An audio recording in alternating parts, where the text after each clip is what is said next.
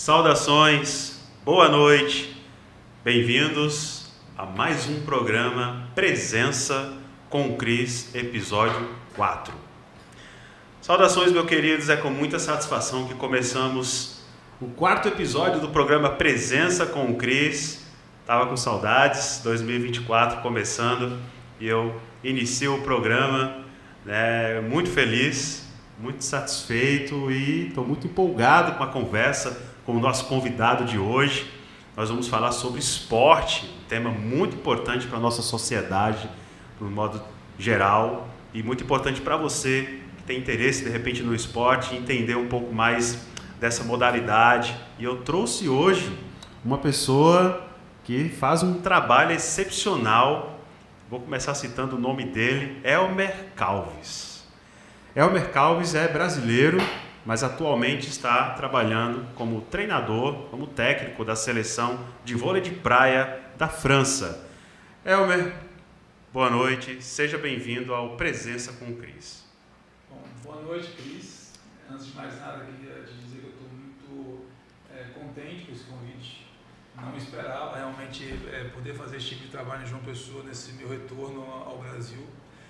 Nós escolhemos João Pessoa já há 4 anos para fazer a preparação olímpica e foi com extrema gratidão que eu recebi esse convite. Quero dizer a todos que eu estou aqui para colaborar com todos vocês, contar um pouco da minha história, da minha carreira e de tudo que vem acontecendo nesse pré-Jogos Olímpicos de Paris. Opa, a gente vai chegar nesse tema tão importante, esse assunto, que é um assunto que vai dar muito o que falar ainda, inclusive a questão das Olimpíadas 2024, que esse ano, inclusive, é na França, mas a gente vai chegar lá. Eu aqui agradeço o senhor aceitar o convite de vir aqui nos estúdios da Unicast, da Uninassal. Já quero agradecer a todos os internautas, os alunos, os professores, os coordenadores da Uninassal, unidade de João Pessoa, aqui na Paraíba.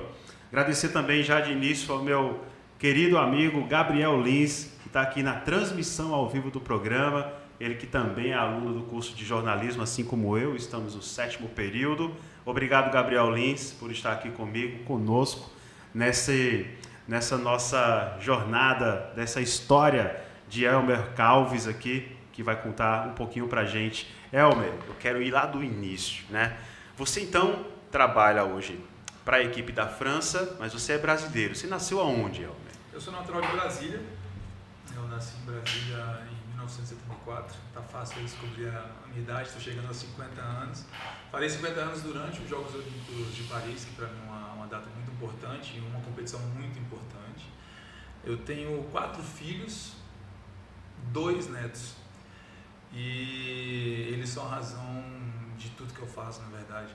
Por mais que minha profissão me deixe 90% do ano longe deles nesse período de competição, nesse período pré-olímpico, eles são realmente a minha fonte de inspiração para tudo que eu faço. Eles são de Brasília também? Nasceram em Brasília? Tenho 3 filhos que nasceram em Brasília, que foi no meu primeiro casamento, e tenho um filho que nasceu do meu 2º casamento agora, que ele é cearense, porque eu tive durante 20 anos em Brasília, minha carreira se iniciou em Brasília durante 20 anos.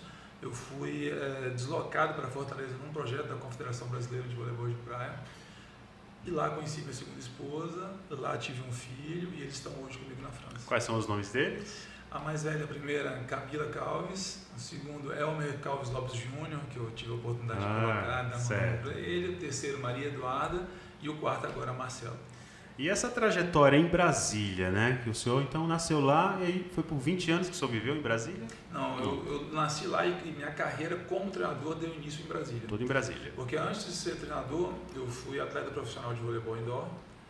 Depois passei a jogar o voleibol de praia. Depois eu tive uma lacuna entre acabar com o fim da minha carreira esportiva como atleta e o início da minha carreira como treinador. Que esse foi um ponto assim, marcante na minha vida, porque eu comecei a jogar voleibol muito cedo. Eu comecei a fazer parte de algum ciclo de treinamento quando eu tinha 9 anos de idade. E ele foi todo feito no voleibol. Então, quando eu cheguei com 24 anos, eu estava já indo para o meu 2º filho. E nesta época, o voleibol ele não era um esporte assim, que dava uma condição de você se manter tão bem financeiramente. Eu tive um convite para ir para Portugal, onde eu fui alguns anos nas fases finais para poder jogar alguns torneios, mas financeiramente não era um esporte que podia já cobrir toda a responsabilidade que eu tinha na minha vida pessoal. Então eu parei de jogar com 25, 26 anos de idade, que foi uma escolha minha, e passei a trabalhar em um outro ramo, e depois me vi dentro de um ano sem trabalho, e acabei voltando para o voleibol por um acidente. Eu fiquei nesses anos entre terminar a carreira como atleta e voltar a ser treinador, foram 6 anos, teve uma janela de 6 anos, onde eu nunca mais toquei numa bola de voleibol, eu nunca mais assisti um jogo de voleibol, eu tirei o voleibol completamente da minha vida. E quando, nessa mudança de trabalho, eu encontrei alguns amigos, fui a um clube que todo mundo jogava voleibol de praia, joguei uma vez uma partida, fui convidado por uma das duplas para trabalhar como treinador, e aí começou tudo isso. Nós estamos falando de 1998. Né? Mas como o esporte de fato entrou? Como que foi o primeiro contato com o esporte? Que você se identificou com essa área? Na verdade eu digo que foi uma imposição do meu irmão mais velho, mas foi uma imposição que eu agradeço até hoje. Porque meu irmão, ele era um esportista nato desde que nasceu, e ele foi acometido com uma paralisia infantil quando tinha 14, 15 anos. E essa paralisia infantil não tirou a capacidade de se mover, de se locomover, mas ele teve uma sequela que não deixou que ele fosse um atleta profissional. E eu, como sou o terceiro filho, ele falou assim: não, eu quero que você faça e consiga fazer tudo aquilo que eu não consegui fazer enquanto atleta. Então foi ele que desde os 7, 8 anos de idade me colocava para correr. Em Brasília tinha uma prova que chamava Marotinha, que era uma prova de corrida de rua para crianças, ele que me colocou nessa área, e ele sempre que foi um dos meus maiores incentivadores. Então assim, a responsabilidade de tudo ter começado foi dele. E também a minha irmã, que sempre me apoiou financeiramente para tudo que eu fizesse em relação a patrocínio, porque na verdade o voleibol de praia sempre foi um esporte muito caro, mas enfim, começou assim, realmente foi uma imposição. Eu era um garoto muito mais focado aos estudos do que ao próprio esporte, mas por essa imposição eu fui tomando gosto, até encontrar o voleibol, que virou a minha paixão, e daí... Então foi através do voleibol que você começou a ter um contato profissional? Exatamente, porque que a gente vai falar um pouco depois sobre o meu livro, eu desde criança, desde meus 7, 8 anos de idade, eu nunca consegui olhar as coisas sem uma conexão direta. Então tudo que eu ia fazer, ela tinha que ter uma excelência muito grande. Então para estudar, eu era muito metódico para estudar, eu era muito metódico para comer, eu era muito metódico para ler um livro, eu sempre fui assim. Então quando eu tive acesso ao esporte, que eu comecei a entender o que era o esporte, aquilo me virou uma paixão.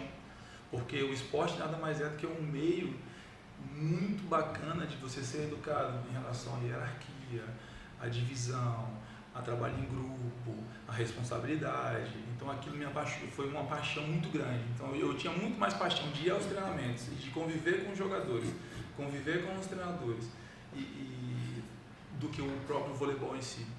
Mas eu conseguia ter nesse esporte um complemento de vida maravilhoso. E é interessante como o esporte vai trabalhar o ser humano por todos os ângulos, né? Porque aí você entende que há regras para o esporte e há toda uma questão da convivência também quando você passa, de fato, a trabalhar com uma equipe, com uma seleção. Como que é essa participação, de fato, dentro de um campo profissional, Elmer? Eu encaro o esporte como qualquer outro ramo, como qualquer outro ramo como qualquer outra profissão. Na verdade, os mesmos desafios que eu tenho hoje dirigindo as equipes, ou trabalhando na preparação física, ou trabalhando em outro segmento, eu encaro que são as mesmas responsabilidades, porque nós vivemos em comunidade. Não existe um trabalho que você faça ele completamente sozinho. O esporte, para mim, o esporte traz mais regras. Ele é um esporte que traz mais regras, principalmente mediante a você mesmo. Porque quem trabalha com esporte, quem vive do esporte, ele é obrigado a manter um estilo de vida mais próximo do ideal para que ele seja performante. Fora isso, o trabalho que eu tive no marketing, quando eu trabalhei no marketing, ou quando eu comecei a dar aula nas escolinhas, para mim é a mesma responsabilidade, não muda. Então, para mim, um pai de família que sai de casa para trabalhar no supermercado, um pai de família que sai de casa para trabalhar numa Câmara Federal, um pai de família como eu que sai de casa para treinar atletas de alta performance, para mim eu não consigo distinguir o que é mais sério, o que é mais importante. Para mim, eles todos são ligados a um comportamento básico que é responsabilidade. Eles somam a mesma característica. Exatamente. Né? Hoje, atualmente, você trabalha como treinador. E aí eu tenho uma curiosidade incrível de saber, através do seu relato, claro, quais são as principais características de um treinador. Olha, o primeiro delas, entender o todo antes de tentar entender as partes. A gente precisa entender o jogador como um todo. Não aquele jogador que participa das ações dentro da quadra, não aquele jogador que participa das ações no treinamento. Você entender o ser humano. Então, para mim, o grande treinador, em qualquer modalidade que ele seja, o treinador que tem resultados assim, expressivos, ele consegue entender o ser humano, ao invés de investir só no jogador. Então, hoje, em todos os esportes que você consegue ver pessoas que são referências daquela modalidade, eles são extremamente humanos.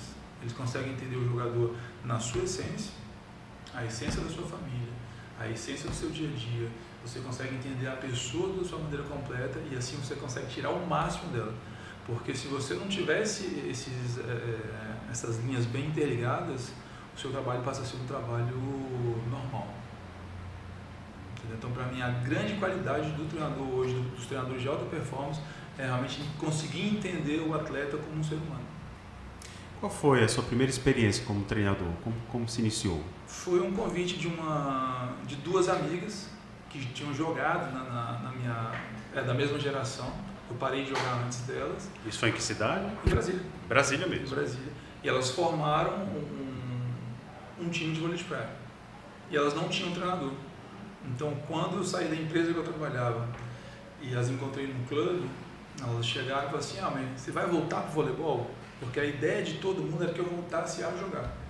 Porque eu ainda estava com 28 anos de idade. Então, você vai voltar a jogar agora? Se você voltar a jogar, a gente pode dividir o nosso patrocínio com você. Você monta teu time e você volta a jogar. Eu falei assim: não, jogar, não gostaria mais de voltar a jogar. Ela: então, por que você não pensa em ser o nosso treinador? E aquilo mexeu comigo. Porque era ensinar, na verdade, era uma coisa que eu tinha paixão desde então. Eu já tinha trabalhado com 16, 17 anos, já tinha trabalhado em projetos sociais, em escolas de voleibol, eu era assistente, eu era monitor, eu sempre gostei da área do ensino em si. E naquele momento eu aproveitei uma oportunidade, falei assim: não, tudo bem.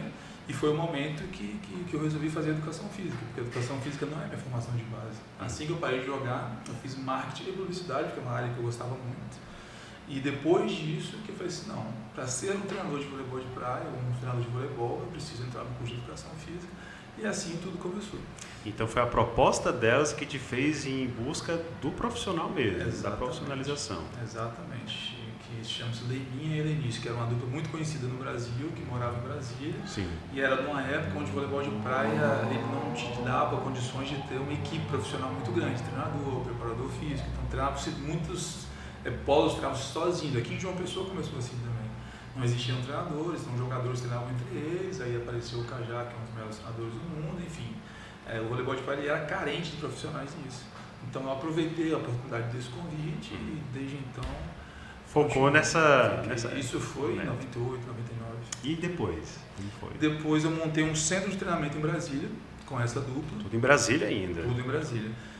E nós aproveitamos uma estrutura que foi deixada pelo Banco do Brasil, porque o Banco do Brasil faz todos esses torneios, lá em Brasília ele deixou uma área fixa. Então nós construímos todos lá, deixamos aquela área pronta para ter escolas. Então eu montei um centro de treinamento profissional e montei também escolinhas para adultos e escolinhas para jogadores não profissionais. Mas isso foi um projeto particular que você fez? Foi um projeto, porque eu nunca quis ficar dependente do esporte profissional, porque o esporte profissional ele é muito gerado a resultado. Hoje você está bem porque você tem resultado para que te deixe bem. Se amanhã o seu time ele não está bem, normalmente existe uma troca de treinadores. Eu sabia sempre que existia esse risco. Então eu queria ter uma base mais segura, que foram as escolinhas. E como eu gostava muito de trabalhar com pessoas, eu coloquei escolinhas para adultos em Brasília. Então Nós tínhamos as escolinhas 7h30 da manhã, meio-dia, 7 da noite e 9 da noite. Então eu saí de uma dupla, que era essa, para uma escolinha com 120 alunos. Ganhou notoriedade. Então. 120 alunos em 6 meses. Então, assim, foi um projeto muito bacana. E depois disso, eu treinei esses atletas que pertenceram à seleção brasileira durante 15 anos, mas tudo em Brasília. Ótimo. E como é que você chegou à seleção da França como treinador? Pela participação no circuito mundial, porque desde 2001 que eu viajo e participo do circuito mundial de voleibol de praia, com uma dupla que era de Brasília. Então, nesses torneios, como antigamente nós fazíamos 19 países por ano, você acaba fazendo amizade, o seu network começa a aumentar muito, e você começa a conhecer presidente de outras federações, você começa a ter amigos, treinadores de outros países. Então, desde 2004 que eu sou sondado para ir para fora do Brasil.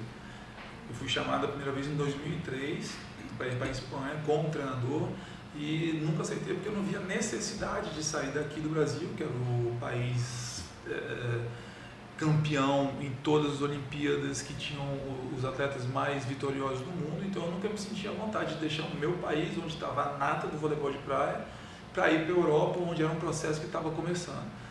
E também a minha família era toda daqui. Então, assim, eu fui recusando convites desde 2003. Então, os primeiros convites para a área internacional, né, para outros países, ele já começou a acontecer, mas havia ainda um recuo seu ainda. Qual era a principal característica? Porque eu tinha duplas muito competitivas aqui. Entendo. Muito competitivas. Então, assim, as duplas que eu tinha competitivas aqui, que me levavam para o circuito mundial e me levavam a ganhar títulos, estar no pódio, não eram as mesmas duplas que eu ia encontrar na Europa naquele momento. Financeiramente, as coisas equivaliam. Desculpa, às vezes eu vou errar o português. Não, sem problema. Equivaliam, então assim, não tinha uma necessidade assim, olha, você vem para a Europa, que vou te oferecer um contrato com um valor extraordinário que pudesse mudar. Então era confortável estar em Brasília, porque a minha família, meus irmãos, meus filhos estavam todos lá, tinha duplas competitivas, tinha já apoio da Confederação Brasileira com os times que eu dirigia, então eu não via necessidade de sair do país para buscar esse profissionalismo e esses resultados. Levou quanto tempo essa resistência, Elmer, até você aceitar? Eu consegui me desvencilhar disso em 2010. Em 2010, com um projeto da Confederação Brasileira para 2 jogadoras, onde uma das jogadoras que inclusive jogou a Olimpíada de Tóquio, se chama Rebeca Silva, que na época ela tinha 16, 17 anos, ela era natural de Fortaleza. E a Confederação naquele momento queria montar um projeto em Fortaleza. E uma das jogadoras que ia fazer parte desse time já treinava comigo em Brasília durante muitos anos. Então eles me chamaram para uma conversa, aí sim eles me ofereceram um projeto muito bacana e uma mudança muito grande.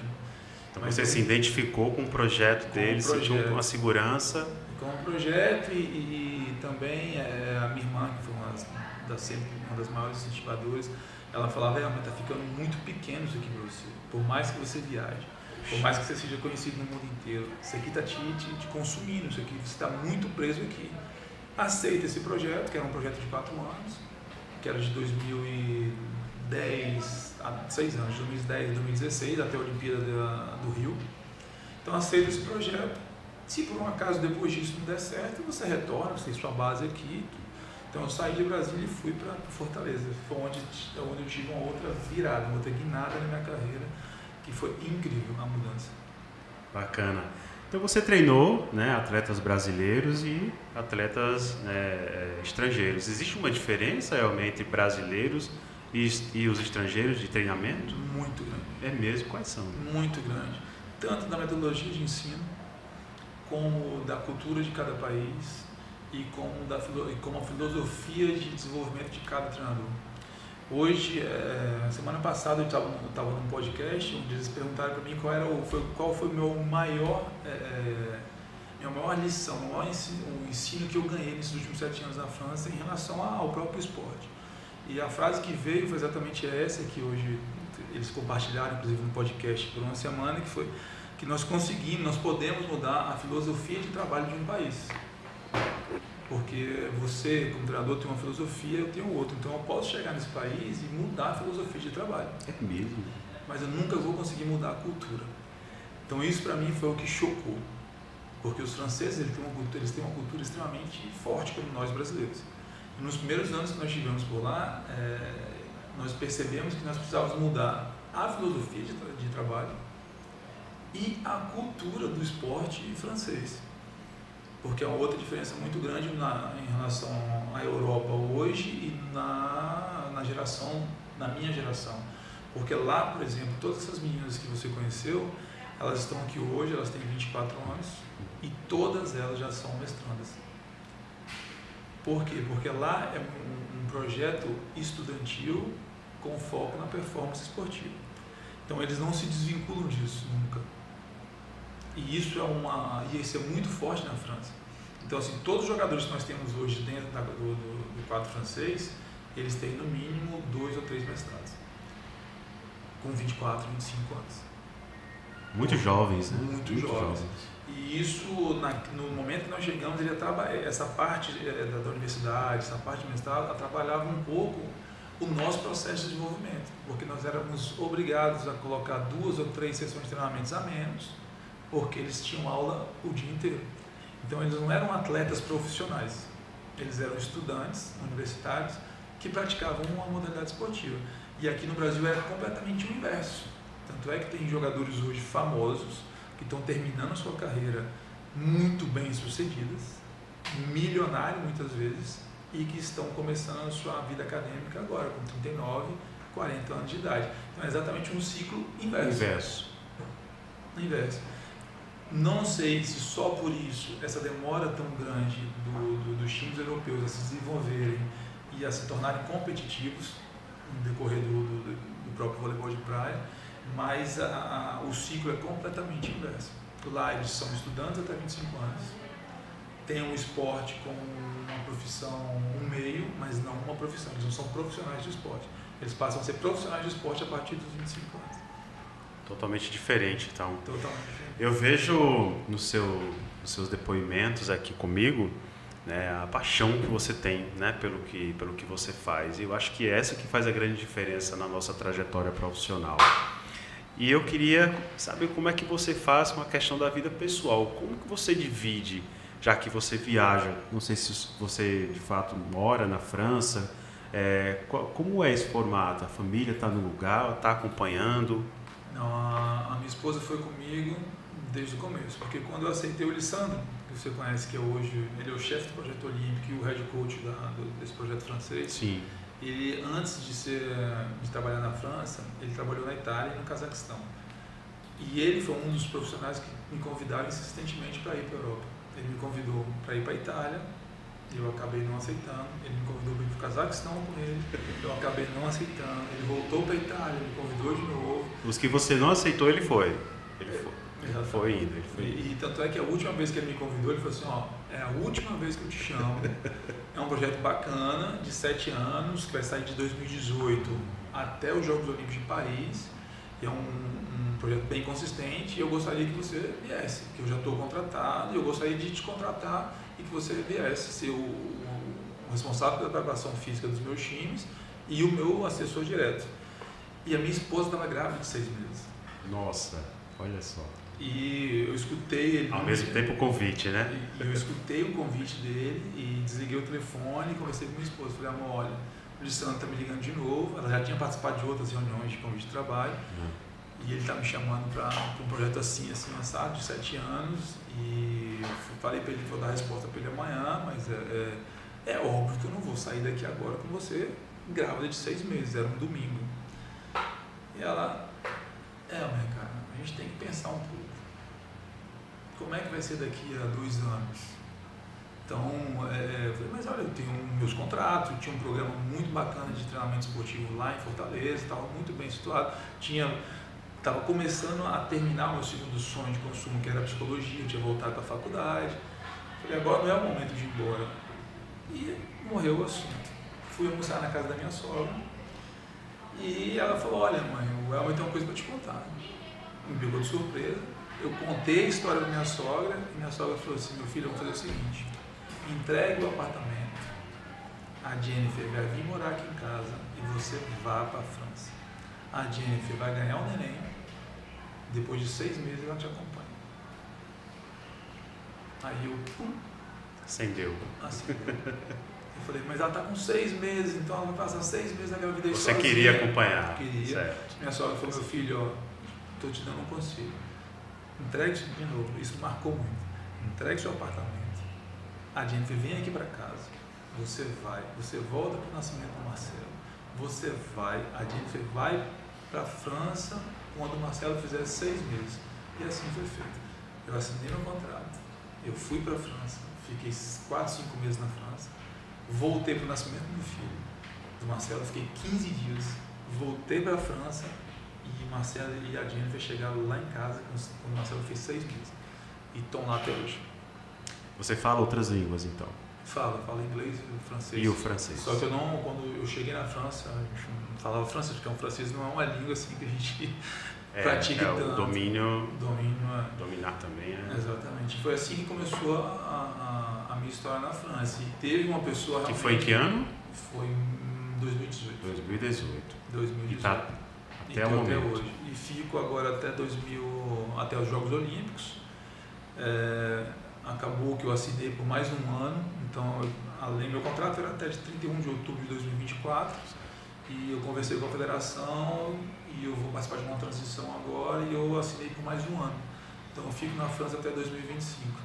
E também porque existem algumas organizações familiares. Meu filho vai passar agora para o que a gente chama de CP lá, que é como se fosse a parte de alfabetização no Brasil. Ele fez os 3 anos de maternal e agora está indo para o 4º ano já dele. E minha esposa entrou na universidade no ano passado e o primeiro diploma dela sai com 2 anos. Então ela vai finalizar essa parte dela em junho de 2025. Então por isso eu acabei aceitando mais um ano do contrato. Mais um ano lá. E porque eu tinha outras propostas depois da Olimpíada. Eu tinha uma proposta para ir para a Tailândia, uma proposta de um clube na França e um convite para ir para o Bahrein. Só que como eram 2 países na Ásia, praticamente, a mudança com a minha família fica muito difícil. Falar na França, falar nas Olimpíadas, faz com que eu tenha mais uma pergunta para você, que eu estou super ansioso, saber quais são as expectativas para as Olimpíadas de 2024. Olha, a expectativa a gente resume assim. Certo. A gente deseja realmente do fundo do coração que os times que forem escolhidos para representar a França nos Jogos Olímpicos consigam desempenhar tudo aquilo que eles demonstram para a gente desde 2018. É isso que a gente espera, porque eles são atletas extremamente dedicados, extremamente responsáveis e extremamente profissionais. Você não vê um atleta francês, a gente está lá já há 6 anos, a gente nunca teve um problema direto de comportamento ou um problema de atletas que estão fora do peso, atletas que estão fora do processo, atletas que não estão acompanhando o treinamento. Eles são uns amores, eles são realmente aquele atleta que todo treinador quer ter nessa parte comportamental. Eles são realmente tudo e se dedicaram muito nos últimos anos. O que a gente espera é que eles consigam realmente expressar tudo que eles têm para mostrar. Em relação a resultado, é muito difícil falar, porque os Jogos Olímpicos é uma competição muito diferente das outras. Muito diferente. Então, hoje, nós temos a Alex e a Lesana, que é o primeiro time da França, que são a 14ª equipe da corrida olímpica. Então, isso na França já é uma coisa histórica, porque nunca tiveram um time feminino tão bem colocado no circuito mundial. E elas hoje têm capacidade realmente de jogar de igual para igual com todos os times do mundo. Só que, além de ser o primeiro Jogos Olímpicos delas, vai ser em casa. Olímpicos é o primeiro. E vai ser em casa, e em Paris, e a quadra é em frente à Torre Eiffel. Então, assim, o que a gente espera é que eles consigam realmente desempenhar tudo aquilo que eles hoje nos mostram de capacidades para. Tá. Qual seria o adversário mais competitivo que a França acha que vai? Nós temos 3 países que realmente lideram, principalmente no feminino, que lideram esse bloco dos top 3 do mundo, que é um time brasileiro, que é a Ana Patrícia Duda, que é realmente um time espetacular. Nós temos 2 times norte-americanos, um time alemão e um time holandês, que hoje eu encaro que sejam dos 5 times, os que vão compor ali o pódio. Depois tudo pode acontecer. Então, esses times, mais por países, por exemplo, o Brasil, para a gente é sempre uma pedra no sapato, os Estados Unidos é sempre uma pedra no sapato, alguns times europeus é uma pedra no sapato. Então, assim, não tem como falar assim, esse time é o mais perigoso. Entendi. Eu fico curioso, né? João Pessoa, é a segunda vez que vocês vêm a João Pessoa, ficam hospedados no Puerto Ventura. E por que vocês escolheram João Pessoa para essa fase de treinamento, de preparação? Na verdade, é a terceira ou a quarta vez que nós viemos a João Pessoa. Porque teve um ano que nós viemos em janeiro, ficamos janeiro, fevereiro, e voltamos em setembro. Entendeu? Então, o João Pessoa foi escolhido para ser a base da França de preparação para os Jogos Olímpicos. Por quê? Um dos treinadores responsáveis pelo Cangaço, que é a equipe de João Pessoa, inclusive hoje em termos de resultados é uma das maiores equipes do mundo, que tem 2 times masculinos muito competitivos aqui em João Pessoa. O treinador-chefe, que é o head coach, ele é meu amigo de infância, natural de Brasília, e que jogou na minha época. Então a gente já tinha essa proximidade muito grande. Depois os treinadores que fazem parte também, que é o Gilmar Cajá e o Rossini, que são os maiores, o preparador físico, o treinador com mais medalhas no circuito mundial até hoje, que são naturais de João Pessoa, eles foram meus professores quando eu era mais jovem. E João Pessoa é uma cidade muito tranquila. A gente sabia que aqui em João Pessoa os apartamentos ficariam muito perto das quadras de treinamento, ficariam muito perto da academia. Então essa dinâmica, esse traslado para a gente era muito mais simples. Porque o nosso primeiro ano foi no Rio. O Rio também é fantástico para a gente fazer esse tipo de estágio. Sim. Só que a gente ficava a 3, 4 quilômetros da quadra, a 3, 4 quilômetros da academia. Então essa dinâmica não era uma dinâmica tão saudável. E a gente também não tinha tanta liberdade de deixar o jogador conviver e viver na cidade. Porque hoje aqui na Paraíba, aqui em João Pessoa, na padaria todo mundo conhece os jogadores. No prédio todo mundo conhece os jogadores. Nos restaurantes todo mundo conhece os jogadores. Então eles se sentem em João Pessoa como se estivessem em casa. Em casa. E a gente foi criando esse vínculo e resolveu ficar os 4 anos aqui. Não, base realmente é João Pessoa. E realmente eles passam a ter uma rotina tranquila dentro da intensidade dos treinos. Claro, eu percebo, assisto a rotina deles, né, dentro dessa logística do local da hospedagem, e realmente eles têm uma tranquilidade. Acho que isso é importante, né, para a mente do atleta, essa maneira de lidar, né, com o seu dia a dia. E um assunto importantíssimo para a gente tratar agora, estou muito curioso a respeito do seu livro, né, que eu tenho aqui como título, é o Voleibol de Praia e seus sistemas complexos. Como que surgiu a ideia desse livro? O que se trata exatamente? Na verdade, o livro ele é uma coletânea dos meus anos de carreira e as experiências que eu vivi. Mas você já tinha pensado em elaborar? Eu sempre escrevi muito.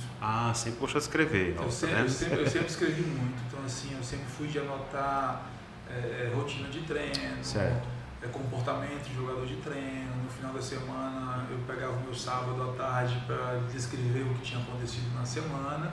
E isso ia se formando pequenos capítulos. Então, assim, antes de ter a ideia de realmente publicar um livro, cheguei a ter 180 mini capítulos de estruturas ou de acontecimentos em treinos que eram muito importantes para mim. E quando eu relatava exatamente como eu escrevia, como se eu estivesse escrevendo um livro. Não escrevia só o que tinha acontecido no treino. Então, eu sempre gostei muito disso, de escrever.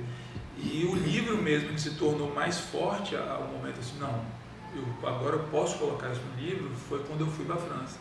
Porque eu tinha em Fortaleza, aqui no Brasil, uma carga horária de trabalho de 14, 16 horas diárias. Então eu começava às vezes 5h30 da manhã dando aula de personal, depois eu dava meus treinos para as equipes profissionais, depois voltava à noite para dar aula de personal. Sempre fui um cara muito ligado a estudo, então tinha a minha rotina do estudo, então eu começava a trabalhar às 5h30 da manhã e ia acabar às 10h30 da noite. E lá não, lá as coisas diminuíram um pouco. Os blocos de trabalho eram de 8 a meio-dia e de 2 às 5 da tarde. Então eu ficava, como minha esposa não estava em casa, eu fiquei de 6 da tarde até o outro dia de manhã sozinho. Eu falei, não, então se eu quero escrever alguma coisa é agora. Então eu comecei a escrever esse livro em 2018 ele se tornou uma formação, um curso esse que eu já fui 2 vezes a Portugal, a Lisboa, contratado pela Federação Portuguesa para ministrar esse curso, que é um dos capítulos do livro, e agora estou com uma data aí não tão certa para ir à Tailândia fazer a mesma formação. É uma formação de voleibol de praia, um curso de voleibol de praia para treinadores e preparadores físicos de voleibol de praia, baseado nos conceitos que são apresentados no livro. Então, assim, desde 2018 que eu venho me inscrevendo, e por um acidente ele virou uma formação, e eu estou divulgando essa formação na Europa, que é onde eu moro hoje, e está sendo muito bem recebido, graças a Deus. Ele está pronto, ele vai ser traduzido no inglês e no francês. Já ia perguntar quais são as línguas que ele estaria traduzido. Ele vai sair, a ideia era fazer só no inglês no começo, certo. Porque eu tinha um contrato que terminaria em 2024, então assim, o inglês seria a língua mais apropriada para divulgar esse nível mundial, mas como eu fui ficando na França, fui me apaixonando pelo idioma, comecei a estudar o francês e me adequei muito bem à maneira de se escrever em francês, e falei assim, não, então por que não publicar em francês também? Então ele vai ser publicado em inglês e em francês, e ele vai ser publicado após os Jogos Olímpicos. Após os Jogos Olímpicos? Após os Jogos Olímpicos, porque o conteúdo que tem dentro a metodologia, ou a filosofia, ou a maneira que eu descrevo o treinamento dentro do livro, ele não é a metodologia 100% aplicada hoje nos treinamentos da seleção francesa. Porque quem é responsável pela concepção de treinamento, filosofia de treinamento e tudo que se gira em torno disso é o Lissandro. Então a minha sensibilidade na época foi, se eu lanço esse livro antes dos Jogos Olímpicos, isso poderia soar que era eu o responsável pelo processo de desenvolvimento na França, o que não é verdade. Eu sou hoje um dos responsáveis, um dos auxiliares técnicos de um responsável pela formação do voleibol francês. Então eu resolvi publicar depois dos Jogos Olímpicos por isso, porque já era para ter publicado no meio do ano passado. Mas é um livro que é muito bacana, tem uma parte teórica muito pesada, realmente é muito pesada a parte teórica dele, mas é um livro que, se você conseguir passar dos 3 primeiros capítulos, você vai gostar do que é o 5º, 6º e 7º. Eu quero ler esse livro, sim, com certeza. Porque ele tem muita, a base epistemológica dele está muito ligado à própria filosofia. Entendeu? É essa parte de tirar um pouco, essa parte mais cartesiana, certo, e colocar isso de um sistema mais complexo, de não entender o treinamento, ou um grupo de treinamento, ou um processo de treinamento dividido em partes.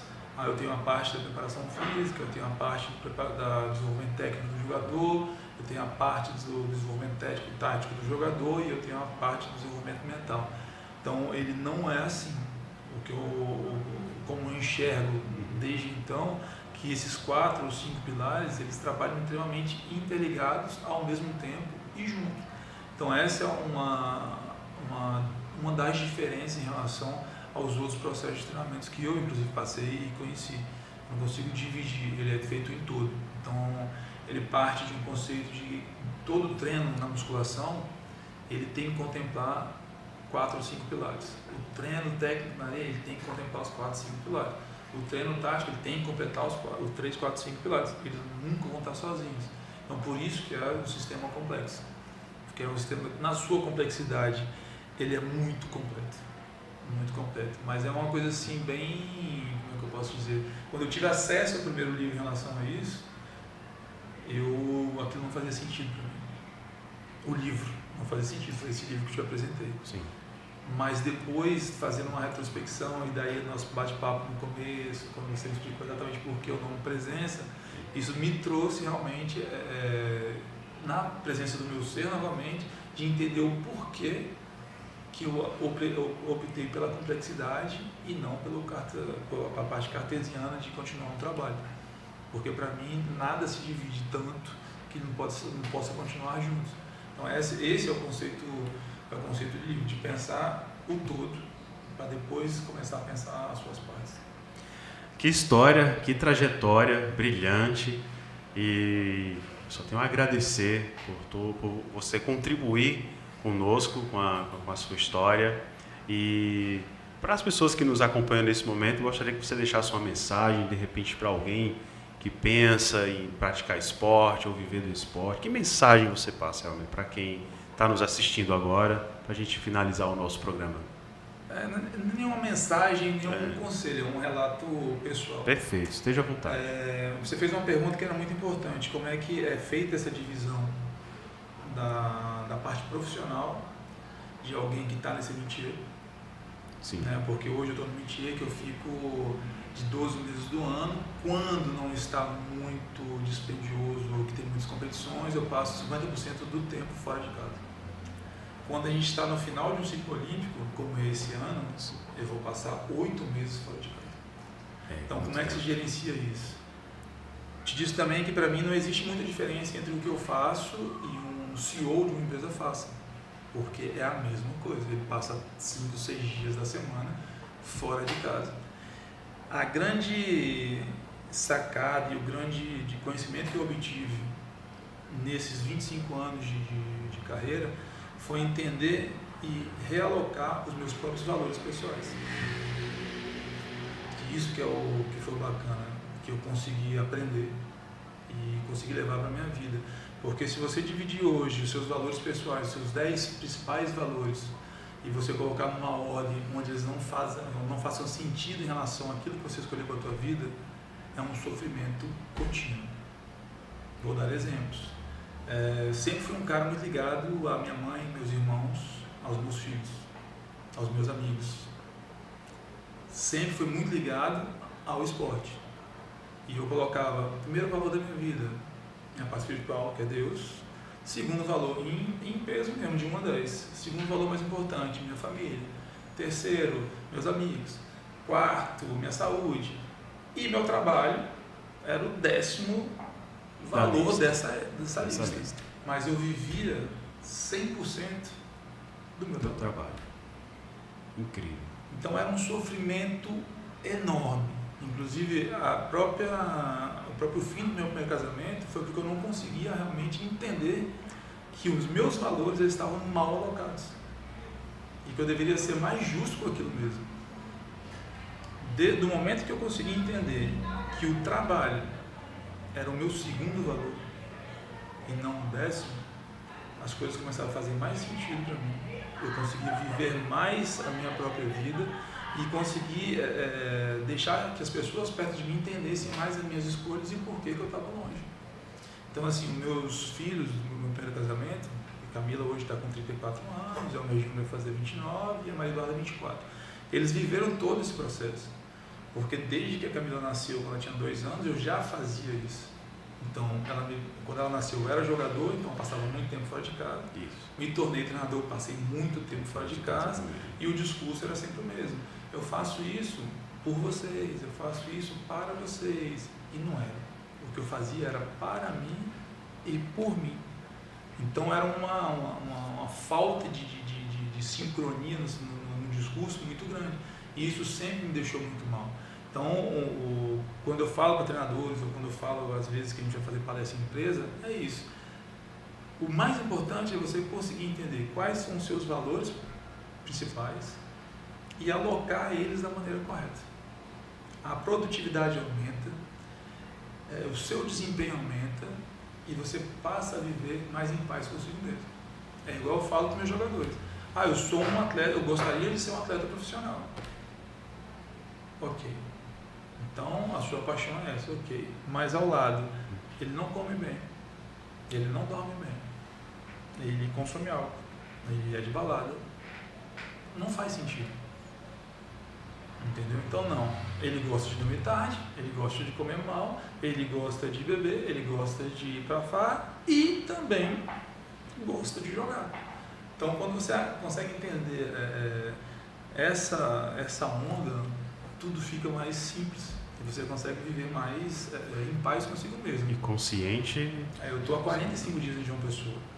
Todo santo dia eu sinto falta do meu filho, eu sinto falta da minha esposa que está na França, os dois estão sozinhos lá.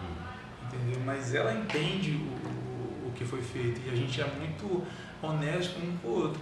Eles não... E eles serem o segundo ou terceiro valor mais importante da minha lista de 10, não quer dizer que eles são menos ou mais importantes, eles só estão colocados numa situação onde ela sabe que hoje o que é mais importante para mim é a minha carreira profissional. Então, não é bem um conselho, é mais um relato. Coloque numa folha seus 10 maiores valores. Depois ordene de 1 a 10 e olhe se você realmente vive exatamente como você os ordenou. Se você não vive como os ordenou, você vai entender o seu sofrimento diário. Meu querido, muito obrigado. Desculpa, falei muito mais. Pela sua presença no nosso programa de hoje. Qual a sua rede social? Fala para que a gente possa acompanhar, todo mundo possa te seguir. Bom, não sou muito assíduo das redes sociais, coloco algumas coisas, você viu que eu coloco mais em relação ao treinamento. Isso. Mas no Instagram ainda está em português, está Prof. Elmer Calves. E no Facebook é o mesmo endereço. E no LinkedIn está Professor Elmer Calves. Elmer Calves. Exatamente. Boa sorte nas Olimpíadas, boa sorte no seu livro, quero lê-lo. Vai ser um prazer enviar um livro para você depois de Jogos. Obrigado por aceitar o convite aqui do Presença com o Cris. Obrigado a você. Muito feliz mesmo, de verdade. E espero que você volte aqui em João Pessoa com a equipe mais uma vez. São sempre bem-vindos aqui na nossa capital paraibana, no Puerto Ventura também, a casa de vocês. Excelente.